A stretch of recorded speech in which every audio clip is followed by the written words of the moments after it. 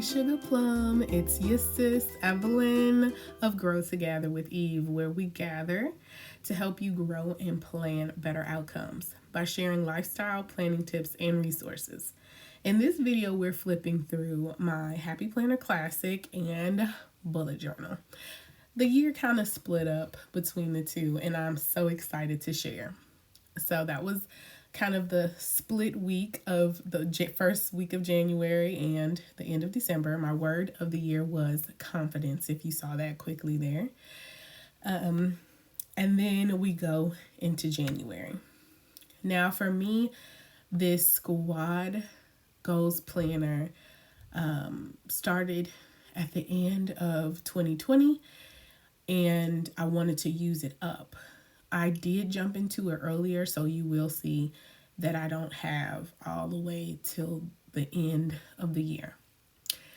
But in other news, this vertical planning that I did in 2021 really stretched me. Wait, let's note that those dolls are also paper coat. If you love them, go grab them. These stickers are Live, Love, Posh, and then you see Also Paper Coat again in February. This is another small shop that is based in Mexico, and I got those on Etsy. And then these were from one of those like handouts you get when you go to a planner event. But speaking of stickers, last year I really tried to use my stash. It kind of came to me when my daughter was like, "Oh, you're not getting squad boxes anymore, but you still have so much stuff and you need to use it." Won't your children tell you about yourself? And even reviewing your planners tell you about yourself, because in April, in most of my planners, April and March, it's like ghost town city. That's one thing I love about flipping through planners, is it really kind of shows you your year. And it's a great thing. It's nothing to beat yourself up about. It's just something to kind of take note of. So this April and March, I really need to be paying attention to what's going on, to see kind of if that's a reoccurring thing. But decorating in my planner and looking back at it, I see that I really kind of enjoyed more so how the layouts looked at the end of decorating them and remembering things. Like in June, I got to go back to Hawaii for the first time. The last time I had been there was 2001. I started stamping at the end of June, and that's kind of where this planner ends. So now we're in just a different section of the planner. This is where I did wellness and planned out a lot of fitness things. I noticed that where I stopped losing is where I stopped using my wellness planner. I did lose 16 pounds, and at the end of the year, I am still at that 16-pound mark. So I went up and down, but I would catch myself. Anywho, these were some printed out stickers of Dorothy Dandridge that I got for March. And then we're going into social media here. That was another thing too. I noticed that with social media, I kind of took a break, and I really fully took a break from planning it. That kind of hindered me from getting back into it. But I had to give myself grace. This was a year of coming back to my children physically being in school, and I really needed to focus on that there. But I truly missed creating content for you all and interacting with you all in regards to planners and lifestyles, videos, and reviewing things as well. So this is mainly what we have for my Happy Planner Classic. When May hit, I kind of knew that I wanted to bullet journal. It's something that I did back in 2015 when I had my second daughter, and then my oldest daughter was starting ballet. But I really don't think I understood bullet journaling. I had like a lined paper journal, not a dot grid. And so, in like being in my decorative happy planner, that kind of just got me, I guess it kind of prepared me. You know how some people say like you go down one road to prepare you for something else? So we're checking out bullet journaling again. Now, even though I had the planner since May, I had done a lot of research in figuring out how many pages I needed for what.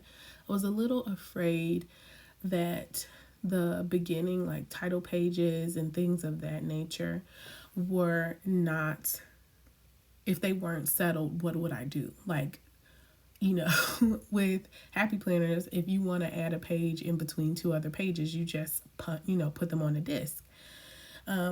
But I wanted to draw out my title page and have it have meaning to me. So that took me a while to do, which is fine. But that's basically the gospel story that I have doodled there.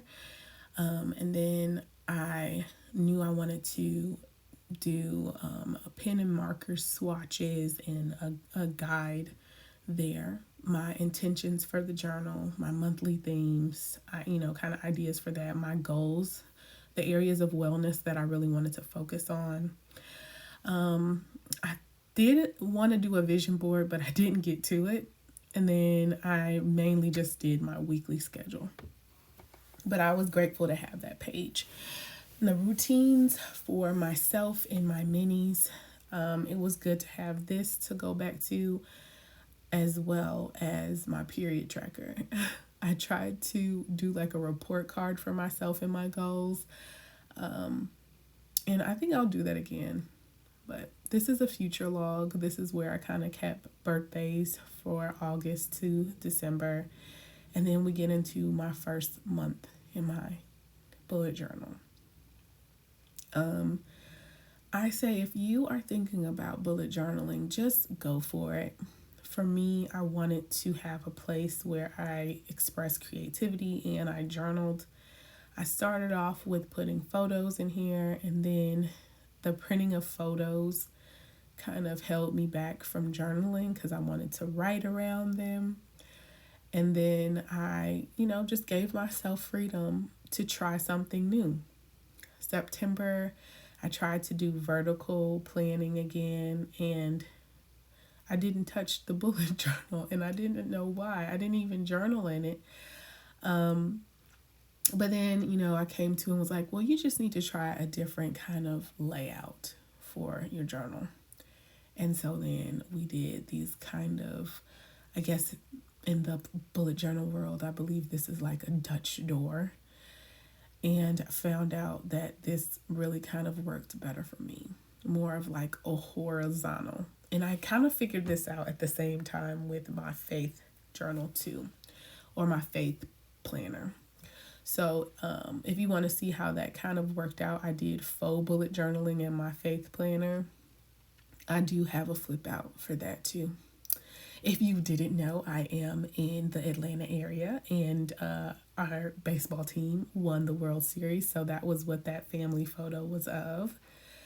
So yeah, this was really fun for me this year, getting into bullet journaling. I am only doing one bullet journal in 2022. So if you want to kind of check out what journal I'm using and how I'm going to be using it, I invite you to check out my planner lineup.